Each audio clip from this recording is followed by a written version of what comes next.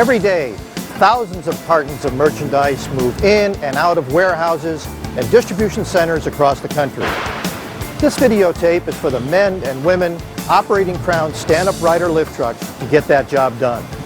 The purpose of this program is to help you understand the fundamentals of safe operation of your lift truck in and around fixed objects, on loading docks, and in other circumstances where truck stability can be affected.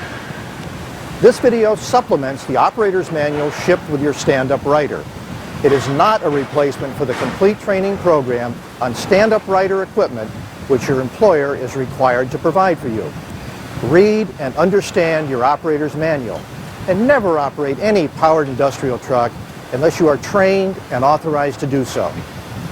Operators of Crown stand-up riders have established an excellent safety record over millions of hours of truck operation.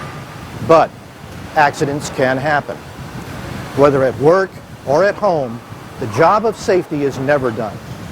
The goal of this program is to help you learn the fundamentals of safe stand-up rider operation. Reaching that goal, as you'll hear, is up to you.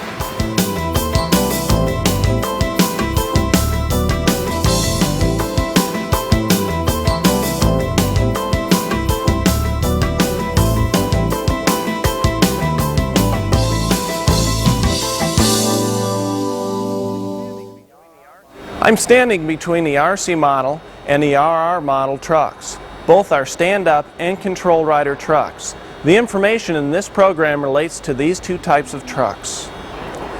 Let's begin with some basics. How much do you think the RC with the battery weighs?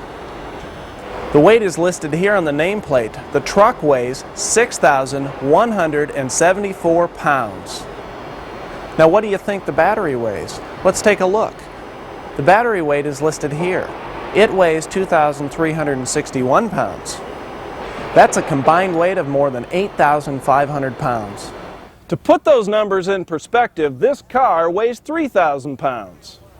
Just the battery alone on this RC truck weighs almost as much as the average car. And remember, when the RC has a load on its forks, this combination can often weigh more than 4 cars. That's 12,000 pounds in all. We all know that it's the operator's responsibility to avoid hitting fixed objects, and there are preventative steps you must follow so you won't hit fixed objects. 2 key points can help you with that responsibility. First, know your truck and check it out. The design of these trucks positions you in a side stance to give you the best visibility during travel. You simply look right or left to have full view of the direction of travel. Your body position when you're on the truck is important too. There are 5 points of contact with the truck, beginning with your 2 feet on the floor. Always put your left foot on the brake, contact point 1, and your right foot on the right side of the compartment. Your right foot is contact point 2. The floorboard is tilted to lean you against a padded backrest and secure you in the truck. The backrest is contact point 3.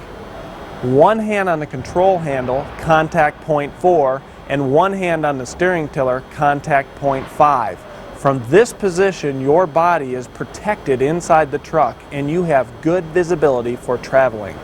Now, as part of checking your truck out, always do a brake test and know the distance it takes to stop the truck. Do a plug test and know the distance it takes to stop the truck using plugging. Most operators agreed that they use plugging to stop the truck. This is fine, but be sure that you know how far it takes to plug the truck to a stop. And know that braking will stop the truck in a shorter distance than plugging will.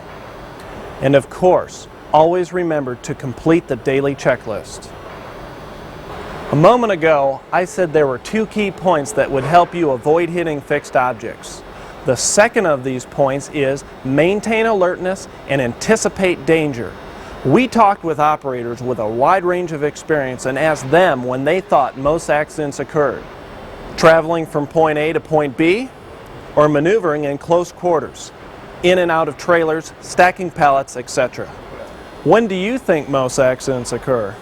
Almost all operators answered that it was traveling from point A to point B. They were right, and there were different reasons for their answers. Some operators said that it was from point A to point B because it was familiar and routine, and they would let their guard down. Other operators said it was because of all the stop signs, intersecting aisles, and traffic that they would encounter. These are good observations, and the statistics bear them out. Well over 2/3 of all accidents involving lift trucks and fixed objects occur when the operator is traveling from point A to point B. To avoid these accidents, always keep your 5-point stance in the truck, always be looking in the direction that you are traveling, and always be mentally prepared to react to a potentially dangerous situation. How can you avoid being seriously injured in a collision with a fixed object? By knowing and following these important rules. Rule number 1, never have your foot, arm, or leg outside of the running lines of the truck. If you're going to hit something, do it with the truck, not your body. The truck will protect you. Rule number 2, never exit the truck before it stops. Wait for the truck to stop before getting off. Use your knowledge of your truck's stopping distance to anticipate danger and slow down to give yourself room to stop. Rule number 3, never cowboy the truck. That is, driving with your toe cocked out of the operator's compartment. Keep all parts of your body, including your toes, safely within the running lines of the truck. Rule number 4, never stand on the brake with your right foot and leave your left foot outside of the operator's compartment. This defeats the brake pedal and the brake and puts your left foot in a hazardous position. Rule number 5, never, under any circumstances, put your foot out to stop the truck. Your foot will be crushed or amputated if it is caught between a fixed object and the truck. You are not going to stop or even slow an 8,000-pound truck with your foot, leg, or entire body. Use the brake. That's what it's there for. Another fixed object that you could contact is a rack beam that is above the height of the power unit. Never drive the power unit of your truck under a rack beam. You could be crushed or seriously injured. Know your truck and your environment. Avoid this hazard by knowing the stopping distance of your truck and the rack configuration in your workplace. Always operate your truck at a speed that will allow you to safely turn and stop your truck without striking a fixed object.